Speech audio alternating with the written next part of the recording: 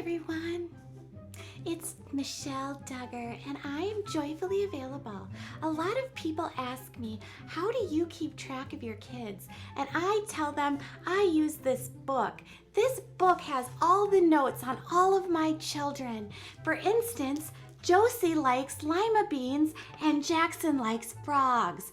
And Jill likes a naughty boy named Derek, and we don't like Derek, so we kicked him out of the family. Bye.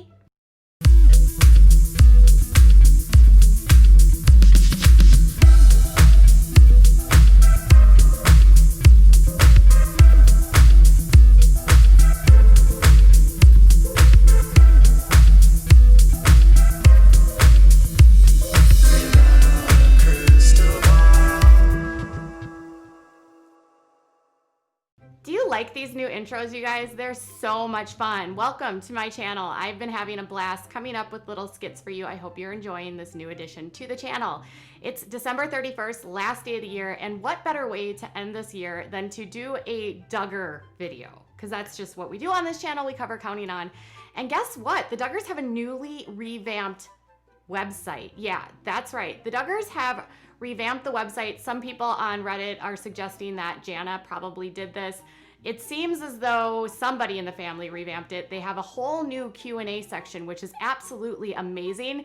And I found a gem Q&A session, which proves to me that Michelle Duggar has to use a book to remember who her children are. I'm not even lying.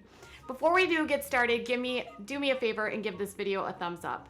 Also, do me a favor if you like this kind of content and subscribe down here and turn notifications on so you know when I go live or new content loads. All right, so the Duggars have a brand new website. Well, sort of. I mean, this website's been up for a long time, but they have a brand new look, an aesthetic. It looks like they're trying to be like brand friendly, like we're the Duggars, we're the Duggar brand. We're not just a people, but we are a brand. Come work with us. I don't know, maybe.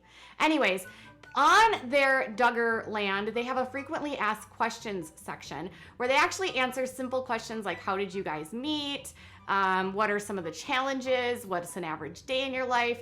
What were your pregnancies like? Why did you have so much children? Do your family support you? That kind of stuff. But there was this interesting aspect which I thought was unique because it proves that, one, Michelle doesn't really know her kids that well, or Jim Bob, and two, they have to use a questionnaire. What? Yes, a questionnaire to bond with their children. And they have this on their website and admit to using a notebook. On a question from a fan, what is the most difficult thing about having a large family? To which they said, the hardest thing about raising any number of children is keeping up with their hearts. With as many as we have, that is a full-time job. We try to have individual heart-to-heart talks with each one of our children living at a home on a regular basis. It is important for parents to learn how to ask their children the right questions and not to have condemning attitudes towards them. Children need to know they have a safe space or place to share their hopes and dreams, challenges, and mistakes. This creates a very close relationship. This is wonderful. So they sit down with their kids and have heart-to-hearts. Now, how do they do that? Well, the questions listed, this is how they respond. The question listed here can guide you in bonding sessions with your sons and daughters to help deepen your relationship and give you insights into their unique needs. That take time to get to know each of your children. Set aside time just to ask questions and listen, and don't teach or answer with your own ideas. Just ask questions. If you need to write their answers down, you could use a notebook for each child to record their answers in it. Or if you're Michelle, you have a book that's 7,000 pages long because you can't remember if it was Jordan or Josie that got a scraped knee and needed stitches, or if it was Jason or Justin that likes pickles. They all like pickles. So, what is the questionnaire that they want you to ask your kids? It's this. It says 20 questions to open the heart of a child. It says, the questions listed here can guide you in bonding sessions with your sons and daughters. So here's the questions. What food do you like or dislike the most? Who is your best friend? Who do you most want to be like when you grow up? These sound like icebreakers that a teacher would ask or someone at school would ask, not a parent. Do parents really have to ask, What foods do you like or dislike? This question's hilarious because I think we all know the answer. What embarrasses you most in our family relationships? It starts with a J and it ends in an osh. Josh. What is your greatest fear in your life? What's your favorite activity? What is your favorite song or favorite kind of music or favorite group? In the Duggars, they only listen to classical music, so this seems rather irrelevant. Outside our family relationships, who has had the most influence on your life, and how have they influenced you? Who are they friends with that's outside of their family? The Caldwells? What do you like to learn about the most? What accomplishment in your life so far gives you the greatest sense of achievement? What irritations in our family bothers you the most? I know the answer to this one. It starts with a J and it ends with an osh. Josh. What makes you really angry? What do you want to do when you grow up? What has been the biggest disappointments in your life so far? If you had the power to change anything about the way that you look, would you use that power? If so, what would you change? What do you appreciate the most about each member of our family? What biographies have meant the most to you? Biographies? Do you really think 10-year-olds are like, hey mom, it's me, Josie. I'm gonna go read the biography of Abraham Lincoln. What do you like to do with most as a family? Number 19, encourage them to be honest. If you could change anything about me, what would you change? And then 20 says, when you get to the end of your life, what would you want to look back on and say that you accomplished for God? And the irony in all of these, it says that each one of them has a goal. So for the 5th question, it says, what is your greatest fear in life? The goal is to find out if Satan is binding them with fears. Goal number 7, discern if they're embracing music with a destructive message. None of these questions are actually honest. These are basically interrogation questions to see if your children are off track with God. Discover who holds the greatest influence on your peers for who's your best friend. What would you like to learn more about most? Gain insights into their gifts and interests. What irritation, for question 11 about the irritation, it says, learn about the problems in the family that you need to work on and later teach your children how to respond to sources of irritation. There's also another question, what makes you angry? And this one says, find out areas where your children have not yielded rights and expectations to God. Help them address those areas. So if you get angry that you get cut off or, you fall down or, someone does something bad to you, like say what Josh did, you have to make sure that they have the right expectations to God. Right. God said Josh could do that. Right, Mom? No. It seems like a massive interrogation to make sure that your children are with God, which is, if you are a Christian, it's fine. But there's 2 things about this questionnaire that I just find so weird.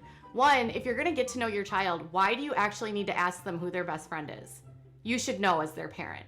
Also, why do you have to ask them what their favorite food is? As a parent, you should know who your child's best friend is, what their favorite foods are, what their favorite activities are.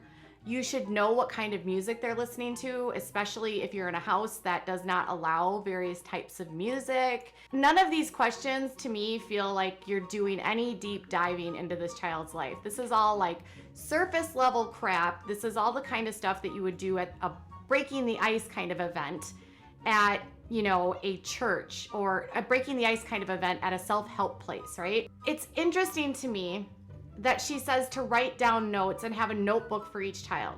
She sits down with Josie and talks to Josie about her favorite food, and then she goes to her book and she's like, Josie likes pickles. Then she sits down with Jackson and Jackson likes turtles. And then she sits down with Justin and says, Justin hates us and moved to Texas. I'm not sure what I think about all of this, but I think the idea here is that the relationships that they have with their children it seems like their relationships are very much guided, not so much about getting to know a child, but more so guiding them in Christianity and making sure that they know things about their children so that they can point them back to God, which is totally fine. But in the context of actually getting to know your child, there's far more breadth to your child than God. There's far more to your child than ensuring that your child's doing the right thing so that they don't get in bed with Satan and hang out and listen to Britney Spears while eating a cheeseburger and talking on the phone to a guy named Zoldermart who is in the Satanic Temple. The thing with this questionnaire and with this writing things down in notebooks tells me that the Duggars just have too many kids. If you have to have a notebook and write down the things about your children that you can't remember. Now, I get it. If you have 3, 4, 5 kids, you might have to do something similar. But in this case, these questions seem so basic, so over the top, that it's like they have no connection to their children. And it's obvious in terms of how they write their messages to them when they have their birthday messages, like, "Happy birthday, Jordan, you're a happy child." Like, what do they actually know about Jordan? Or, "Happy birthday, Justin, you like to build things." I mean, seriously, that's not an example. It is an example. It's an exaggeration, really. So if you were a parent of 19 kids, which I'm sure most of you would not be, is this an appropriate way of how to get to know your children? And if you have to use a checklist to get to know your children, do you think you have one too many children? Or are you just poor at communicating? Or are you just not a good parent? I'm very curious about this. And do you think that her book is this big? Like, do you think it has this many pages? Because she's got 19 kids. So do you think anytime one of her children needs something, she has to pick up her book and write and say, "Okay, what's going on now, Josie? Let me take notes." I would hate to live in a world like that where your mom doesn't even remember things about you and has to use a notebook to remember who you are.